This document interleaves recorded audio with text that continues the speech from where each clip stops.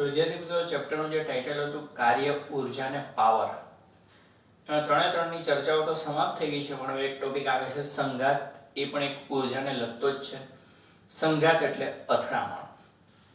સૌપ્રથમ આપણે એક પરિમાણિક સંઘાતની વાત કરીશું જે આ ટોપિકની અંદર, પછી દ્વિપરિમાણિક સંઘાત આવશે, એટલે એમાં ખૂણાઓ પણ આવશે, θ1 θ2, એટલે એમાં આકૃતિ પણ દોરવી પડશે. આમાં એની કોઈ જરૂર પડશે નહીં. હવે જો કોઈ પણ બે કોણ છે એકબીજા સાથે સંઘાત અનુભવે છે ત્યારે સંઘાત પહેલાનું એટલે કે અથડામણ પહેલાનું અથડામણ પછીનું વેગમાન હંમેશા સમાન જ હોય છે. દરેક ક્ષણે વેગમાનના સંરક્ષણના નિયમનું પાલન થાય જ છે. દુનિયામાં એવી કોઈ પ્રક્રિયા ઘટના ક્યારેય બનતી નથી જેમાં વેગમાન સંરક્ષણના નિયમનું ઉલ્લંઘન થતું હોય. દરેક જગ્યાએ પાલન થાય છે. દાખલા તરીકે બે કણો છે એકબીજા સાથે અથડાય છે, ડેલ્ટા ટી સમયમાં પાછા ફેંકાય છે. માની લો કે પહેલા કણના વેગમાનનો ફેરફાર સદિશ ડેલ્ટા P1, એટલે આપણે જાણીએ છીએ બળનો આઘાત બળ ગુણ્યા સમય. પહેલા કણ પર બીજાના કારણે લાગતું બળ સમયગાળો ડેલ્ટા ટી છે. બીજા કણના વેગમાનનો ફેરફાર ડેલ્ટા P2 સદિશ બીજા કણ પર પહેલાના કારણે લાગતું બળ એ જ સમયગાળો છે. ન્યૂટનની ગતિનો ત્રીજો નિયમ દરેક ક્ષણે જળવાય છે. સદિશ F12 બરાબર માઈનસ સદિશ F21, એટલે આ માઈનસ થઈ જાય તો આ બેનો ફેરફારોનો સદિશ સરવાળો કરો જવાબ 0 આવે. વેગમાનમાં થતા ફેરફારોનો સદિશ સરવાળો શૂન્ય, એટલે કે વેગમાન અચળ રહે છે. કોઈ પણ ઘટનાની અંદર દરેક ક્ષણે વેગમાન સંરક્ષણના નિયમનું પાલન થાય જ છે. ગમે તેવો સંઘાત હોય, વેગમાન સંરક્ષણનો નિયમ જળવાશે. જો કે આ આગળના ચેપ્ટરની અંદર 5મા ચેપ્ટરમાં આવી જ ગયું છે વેગમાન સંરક્ષણની અંદર, બરાબર? એટલે એ બતાવી દીધું, યાદ કરાવી દીધું. હવે એને સાઈડ પર જવા દઈએ. હવે સંઘાતના પ્રકારની વાત કરીએ. જો કોઈ બે કણો ગતિ કરે છે, અથડાય છે, અને અથડામણ બાદ પાછા છૂટા પડીને ગતિ કરે છે, એની પ્રારંભિક ગતિ ઉર્જા બેની મળીને અને અંતિમ ગતિ ઉર્જા જો સમાન આવે, એટલે કે ગતિ ઉર્જાનું રક્ષણ થાય, ગતિ ઉર્જાનું સંરક્ષણ થાય, એટલે કે યાંત્રિક ઉર્જાનું સંરક્ષણ થાય, તો આવા સંઘાતને સ્થિતિસ્થાપક સંઘાત કહેવામાં આવે છે. પ્રારંભિક ગતિ ઉર્જા અને અંતિમ ગતિ ઉર્જા બેની મળીને, એકની ઓછી થતી હોય અને બીજાની વધતી હોય તો કોઈ પ્રોબ્લેમ નહીં, સરવાળો અચળ રહેવો જોઈએ. તો પ્રારંભિક ગતિ ઉર્જા અને અંતિમ ગતિ ઉર્જા સમાન હોય તો એવા સંઘાતને સ્થિતિસ્થાપક સંઘાત કહેવામાં આવે છે. ઘણા સંઘાતમાં શું થતું હશે કે બે કણો છે અથડાયા બાદ સંયુક્ત રીતે ગતિ કરતા હોય, બે સાથે ગતિ કરે તો એને સંપૂર્ણ અસ્થિતિસ્થાપક સંઘાત કહેવામાં આવે છે. સ્થિતિસ્થાપક અસ્થિતિસ્થાપક એનો અભ્યાસ કરવા માટે તમે સ્પ્રિંગની મદદ લઈ શકો. સ્પ્રિંગ રાખો અને બે કણ આવીને એની સાથે અથડાય એટલે બંને બાજુ સ્પ્રિંગ દબાશે અને સ્પ્રિંગ ફરી બંનેને દૂર ધકેલી દેશે અને મૂળ સ્થિતિમાં સંપૂર્ણપણે આવી જાય છે તો સ્થિતિસ્થાપક સંઘાત છે. જો બે કણ ગતિ કરતા હોય, અથડાઈને એક સાથે ગતિ કરવા માટે સંયુક્ત રીતે તેને સંપૂર્ણ અસ્થિતિસ્થાપક સંઘાત કહેવામાં આવે છે. ત્યારે ગતિ ઉર્જા ઘટી જતી હોય છે. ગતિ ઉર્જાનું ઉષ્મા ઉર્જા કે અવાજ ધ્વનિ ઉર્જામાં રૂપાંતર. બે પદાર્થ અથડાય એટલે થોડીક ઉષ્મા ઉત્પન્ન થાય, થોડોક અવાજ ધ્વનિ પણ ઉત્પન્ન થતી હોય છે. એટલે ગતિ ઉર્જામાં ઘટાડો થાય, એનું રૂપાંતર આવે બીજા પ્રકારની ઉર્જાઓમાં થતું હોય છે. જો કે વ્યવહારમાં સંપૂર્ણ અસ્થિતિસ્થાપક સંઘાત અને સંપૂર્ણ સ્થિતિસ્થાપક પણ શક્ય નથી હોતા.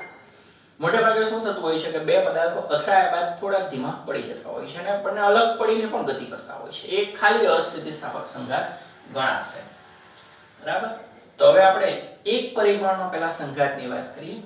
એક પરિમાણમાં અસ્થિતિસ્થાપક સંઘાતની વાત કરીશું. બે કોણ છે, પહેલો કોણ દળ m1 છે, બીજો કોણ દળ m2 છે. આપણે શું કરીશું, બંનેને ગતિ કરાવીને અથડાવીશું નહીં, તો બહુ મોટા સૂત્ર થાય. એક કણને સ્થિર રાખવામાં આવશે. m2 દળનો કણ છે શરૂઆતમાં સ્થિર પડેલો છે અને m1 દળનો કણ આવીને એની સાથે અથડાય છે. આવી એક પરિસ્થિતિ વિચારીએ, એમાં કોઈ નિયમનો ભંગ થતો નથી, સરળતા ખાતર એવું વિચારી શકાય છે. તો જો m1 દળનો કણ છે, એનો પ્રારંભિક વેગ એટલે v1i, i for initial, પહેલા કણનો પ્રારંભિક વેગ છે. સમગ્ર ઘટના દરમિયાન, સમગ્ર ચક્રના અંત સુધી સંઘાતમાં આ જ પરિસ્થિતિને આપણે ફોલો કરીશું. m2 દળનો કણ સ્થિર છે એટલે એનો પ્રારંભિક વેગ v2 initial 0 છે. અથડામણ બાદ પહેલા કણનો અંતિમ વેગ ફાઇનલ v1f, બીજા કણનો અંતિમ વેગ v2f થશે. બરાબર. હવે આ ચેપ્ટરમાં અંત સુધી સંઘાતના જે 2-3 પ્રશ્ન આવવાના છે આ વસ્તુ યાદ રાખવાની રહેશે. બરાબર. હવે પહેલા તો આપણે અસ્થિતિસ્થાપક સંઘાતની વાત કરીએ છીએ. અસ્થિતિસ્થાપક સંઘાતમાં શું થાય? બે ચોટી એમ સંયુક્ત રીતે ગતિ કરે છે. એટલે અંતિમ વેગ બેનો સરખો થઈ જાય, બે સાથે ગતિ કરે ને. એટલે માત્ર અસ્થિતિસ્થાપક સંઘાતમાં v1f ને v2f સમાન છે એટલે આપણે vf લઈ લઈએ ને. ચલો વેગમાન સંરક્ષણ પરથી પ્રારંભિક વેગમાન બરાબર અંતિમ વેગમાન. પ્રારંભિક વેગમાન એટલે m1 v1i v2i તો 0 જ છે. તો પ્રારંભિક વેગમાન ખાલી પહેલા ક્રમનું જ વેગમાન હશે. અંતિમમાં બે સાથે ગતિ કરે છે, એક જ દળ થઈ ગયું m1 m2. બંનેનો અંતિમ વેગ છે vf. અને છેદમાં લઈ જાવ vf ને સૂત્રનો કરતા હોવાનો. તો બંનેનો અંતિમ વેગ આટલો જોવા મળશે. હવે અસ્થિતિસ્થાપક છે તો ગતિ ઊર્જામાં ઘટાડો થયો હશે. તો આપણે શું કરીએ? ગતિ ઊર્જાનો ફેરફાર ગણી નાખીએ. પ્રારંભિક માઈનસ અંતિમ કરીએ કારણ કે અંતિમ ઓછી થઈ ગઈ છે. અને જો પદ ધન આવે તો માની લેવાનું વાત સાચી છે. તો આપણે ગતિ ઊર્જાનો વ્યય શબ્દ વાપરી દીધો છે. ડેલ્ટા કે સામાન્ય રીતે ફેરફાર એટલે અંતિમ માઈનસ પ્રારંભિક હોય છે. પણ અહીંયા અંતિમ કિંમત ઓછી છે એટલે આપણે વ્યય શબ્દ વાપરીને પ્રારંભિક માઈનસ અંતિમ કરીએ છીએ. બરાબર. તો પ્રારંભિક એટલે 1/2 m1 v1i2 અને અંતિમ એટલે 1/2 m1 m2 સાથે અને vf2. vf ની કિંમત મૂકી દીધા એટલે આનો વર્ગ કરવો પડશે. આખા પદનો વર્ગ ને આનો વર્ગ થશે. કેટલું ઉડશે? તો જો અહીંયા m1 m2 નો વર્ગ છે ને અહીંયા m1 m2 નો 1 ઘાત છે એટલે ઉડી જશે. એટલે 1 ઘાત અહીંયા બાકી રહેશે. સામાન્ય કેટલું નીકળે? 1/2 m1 v1i2 સામાન્ય લઈ ગયા. તો અહીંયા તો કઈ બાકી રહેતું નથી એટલે 1. અહીંયા m1 નો 1 ઘાત બાકી રહેશે અને છેદમાં m1 m2 નો 1 ઘાત બાકી રહેશે. લસા લઈ લો તો m1 m2 અહીંયા આવે, છેદમાં લસા m1 m2 m1 એટલે m1 ઉડી જાય. એટલે આટલાનો સાદુરૂપ શું આવશે? તો કે m2 ના છેદમાં m1 m2 ના 1/2 m1 તો છે જ એટલે 1/2 m1 m2 ના છેદમાં m1 m2.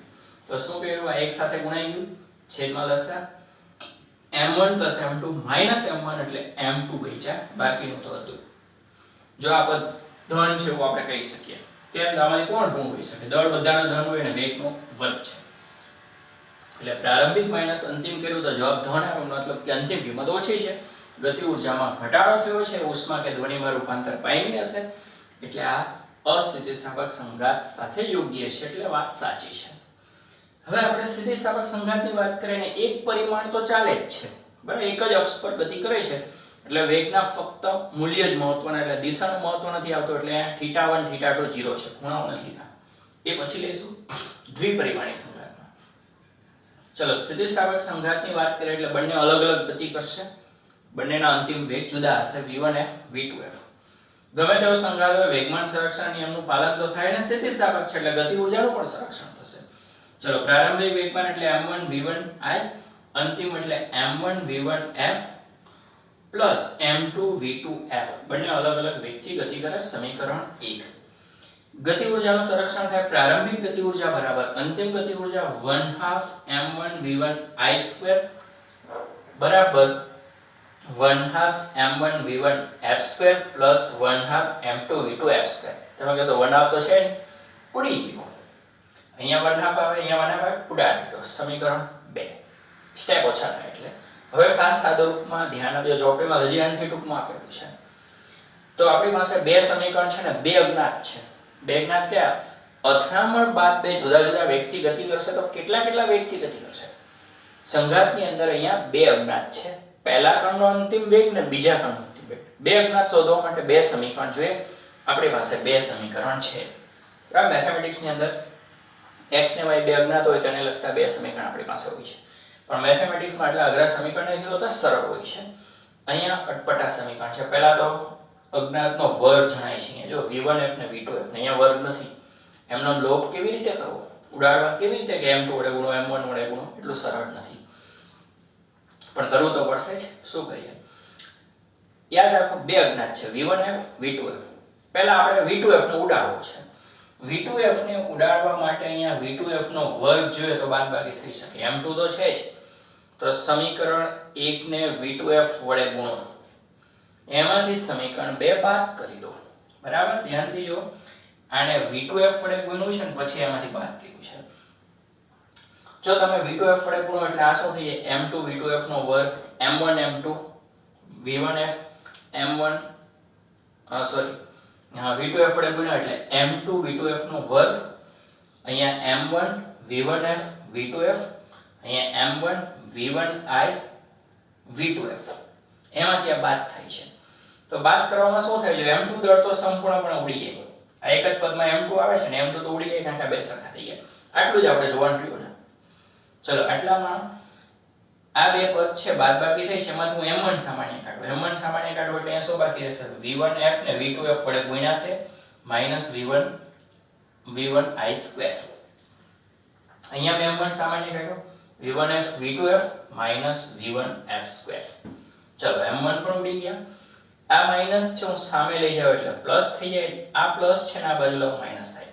આ પદ આ બાજુ વાળું માઈનસ થયું. બંનેમાંથી શું સામાન્ય નીકળશે? તો કે v2f સામાન્ય નીકળશે. બાકી શું રહેશે? v1i minus v1f. આ સામે ગયું પ્લસ થયું, v1i2 માઈનસ v1f2, એના બે અવયવ પડ્યા, v1i minus v1f, v1i plus v1f. તો માઈનસ વાળું ઉડી ગયું. તો v2f બરાબર v1i પ્લસ v1f, સમીકરણ 3. હવે આપણે 3 અને 1 સોલ્વ કરવાના છે. બે સરળ છે. તો આ બે સમીકરણમાં આપણે એક કામ કરીએ, v2f નો લોપ કરવાનો છે, v1f મેળવવાનું છે. તો v2f ની બેઠી કિંમત સમીકરણ 1 માં મૂકી દો. સમીકરણ 1 માં લખતા એટલે આ પદ તો એમનો જ આવશે, m1 v1i બરાબર m1 v1f પ્લસ m2, અને v2f ના સ્થાને શું છે? v1i પ્લસ v1f, m2 ગુણી દીધા. બરાબર.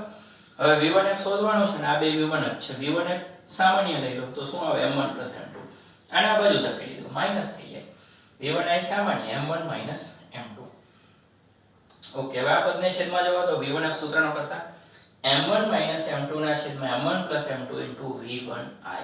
એક અજ્ઞાત મળી ગયું. સમીકરણ 3 માં લખી દઈએ, 3 સરળ છે. તો v1f ના સ્થાને આ બેઠી કિંમત અહીંયા લખવાની, બાકીનું m1 રહેશે. બરાબર. v1f ના સ્થાને કિંમત મૂકી. v1i સામાન્ય લઈ લો તો અહીંયા 1 બાકી રહેશે, આ વેક્ટર રહેશે. લસા લો તો m1 plus m2 plus m1 minus m2, એટલે m2 ઉડી જાય, 2m1 બાકી રહેશે ને છેદમાં લસા v2f મળી ગયો. બંને અજ્ઞાત મળી ગયા છે. હવે ખાસ કિસ્સાઓ જોઈએ. ખાસ કિસ્સામાં એવું છે, ધારો કે બંનેના દળ સરખા હોય તો એક સ્થિર પડેલો છે, બીજો એની સાથે અથડાય છે, અને બંનેના દળ સરખા છે. તો શું થાય? કિસ્સો 1, સમાન દળના પદાર્થ વચ્ચે સ્થિતિસ્થાપક સંઘાત થાય. વ્યવહારમાં ઘણી રમતોમાં જોવા મળતું હોય છે. m1 બરાબર m2, m1 બરાબર m2 મૂકો, જો આ પદ તો 0 જ થઈ જાય ને. એનો મતલબ કે v1f 0 થઈ જાય. અહીંયા m1 બરાબર m2 મૂકો તો 2m1 ઉડી જાય, એટલે કે v2f બરાબર v1i થયું. સમાન દળના બે પદાર્થ વચ્ચે સ્થિતિસ્થાપક સંઘાત થાય તો શું થાય? એકનો વેગ બીજાને મળી જાય, બીજાનો વેગ પહેલાને મળી જાય. જો કે અહીંયા તો બીજો સ્થિર જ છે, આ સ્થિર હતો, આ વેગ અથડાયો, તો આ એટલા જ વેગથી ગતિ કરવા માંડ્યો ને આ સ્થિર થઈ ગયું. v1f 0 થઈ ગયું, જ્યારે v2f v1i થઈ ગયું. પહેલાનો વેગ બીજાનો મળી ગયો, બીજાનો વેગ પહેલાનો મળ્યો, જે સ્થિર હતો એટલે સ્થિર થઈ ગયો. દાખલા તરીકે કેરમની રમત છે, કુલની રમત છે, એમાં એવું બનતું એક સ્થિર હોય, બીજા ન અથડાય, એ ત્યાં સ્થિર થાય ને પેલો એટલા જ વેગથી ગતિ કરે છે. કિસ્સો 2 છે કે એક ભારે પદાર્થ હોય, એકદમ ભારે, ને એક હળવો હોય. તો ભારે પદાર્થ સાથે આવીને હળવો પદાર્થ અથડાય છે, કારણ કે આપણે m2 વધારે લીધું, m1 કરતા ખૂબ વધારે. જો ભારે પદાર્થ સાથે આવીને હળવો પદાર્થ અથડાય તો શું થાય? ભારે પદાર્થ મચક નહીં આવે, ત્યાં જ રહેશે. હળવો એટલા જ વેગથી પાછો ફેંકાશે. દાખલા તરીકે દિવાલ તરફ કોઈ વસ્તુ ફેંકો, દિવાલ ત્યાં થાય, વસ્તુ એટલા જ વેગથી પાછી આવે છે. તો એક ભારે પદાર્થ સાથે હળવો પદાર્થ સ્થિતિસ્થાપક સંઘાત અનુભવે તો શું થાય? ભારે પદાર્થને કોઈ ફરક નહીં પડે, v2f 0 છે, જ્યારે v1f માઈનસ v1i થઈ ગયું છે. જો કે સૂત્રથી આવી જાય છે, આપણો વ્યવહારિક અનુભવ કહે છે. હવે સૂત્ર જોઈએ શું કહે છે. m2 m1 કરતા ખૂબ મોટો છે, તો m2 ની સાપેક્ષે m1 ને અવગણી દો, m1 0 લઈ લો. ચલો અહીંયા હું m1 0 લઈ લો, અંશ 0 બધું 0 થઈ જાય. અહીંયા હું m1 0 લઉં તો અહીંયા બી m1 0 લેવાનું, માઈનસ m2 ના છેદમાં m2 એટલે માઈનસ 1, એટલે v1f બરાબર માઈનસ v1i થશે. તો અહીંયા એક પરિમાણિક સંઘાત સ્થિતિસ્થાપક અસ્થિતિસ્થાપક સમાપ્ત થયો. હવે ચેપ્ટરમાં એક પ્રશ્ન બાકી રહ્યો, દ્વિપરિમાણિક સંઘાતને બે ઉદાહરણ. ચલો આમાં ખાસ ધ્યાન આપવા જેવું છે, તો આની આપણે વાત કરીએ. સ્થિતિસ્થાપક અથડામણ. વેગમાન સંરક્ષણ. પ્રારંભિક વેગમાન બરાબર અંતિમ વેગમાન. સ્થિતિસ્થાપક છે એટલે ગતિ ઊર્જાનું સંરક્ષણ. પ્રારંભિક બરાબર અંતિમ 1/2 થશે. હવે શું કર્યું, સમીકરણ 1 ને V2F વડે ગુણ્યા અને આખાને V2F વડે ગુણ્યા અને એમાંથી સમીકરણ 2 બાદ કર્યું. તો આમાંથી બાદ કરી m1 સામાન્ય લઈ લો, v1i v2F v1i2 આ બેઠું ઉડી ગયું. m1 સામાન્ય તો v1F v2F v1F2. ચલો m1 ઉડાડ્યા બાદ આને સામે લઈ ગયા તો આ બેના વર્ગ છે એટલે બે અવયવ પડ્યા પ્લસ એક માઈનસ, અને આ બાજુ લાવ્યા એમાંથી v2F સામાન્ય કાઢ્યો એટલે માઈનસ વાળો પદ જે આની સાથે ઉડી ગયું. સમીકરણ 3 બહુ સરળ થઈ ગયું.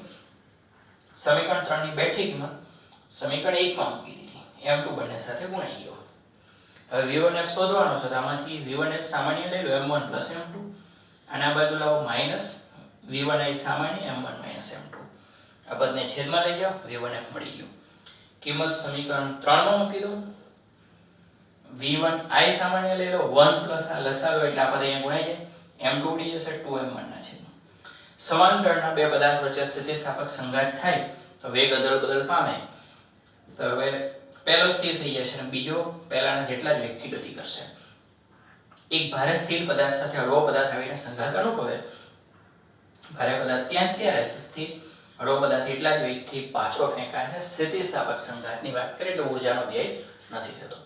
હવે દ્વિપરિમાણિક સંઘાત આવશે, માં એક પદાર્થ સાથે એક બીજો સ્થિર જ હશે, પહેલો આવીને અથડાશે ને બંને ગતિ કરશે દ્વિપરિમાણમાં સમતલમાં, એટલે બેયના અંતિમ વેગ v1F v2F તો બનશે, સાથે બેયની દિશાઓ ખૂણાઓ પણ આવશે, θ1 અને θ2. ચાર અજ્ઞાત ઊભા થશે. બરાબર, એ નેક્સ્ટ વિડીયોમાં આપણે જોઈશું.